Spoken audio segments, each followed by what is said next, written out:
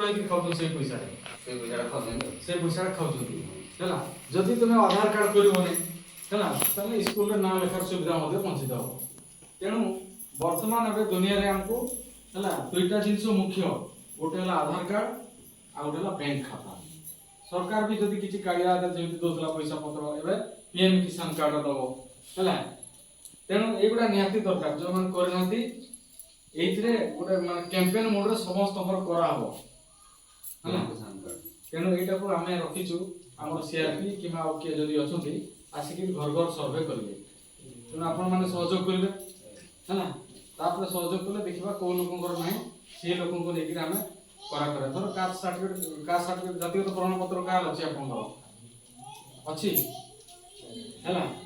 ଏଥିରେ ସବୁ ଆମର ବାଉଡ଼ି ଭାଇ ଲୋକଙ୍କର ପ୍ରତ୍ୟେକ ଘରରୁ ଜଣଙ୍କର ଗୋଟେ କାଷ୍ଟ ସାର୍ଟିଫିକେଟ ରହିବ, ଜାତି ସାର୍ଟିଫିକେଟ ବୁଝୁଛନ୍ତି କି ନାହିଁ? କେତେ ଜଣଙ୍କର ଅଛି ଆପଣଙ୍କର? ଯାହାର ପିଲା ଷଷ୍ଠ ପଢୁଥିବ ତାଙ୍କର ଥିବ, ଯାହାର ତ ନଥିବ ତା ବାପା ତ ନଥିବ ସେ ପିଲାର ଥିବ, ମାନେ ତାଙ୍କ ଘର ଅଛି ବୋଲି ଭାବିବା ଆମେ।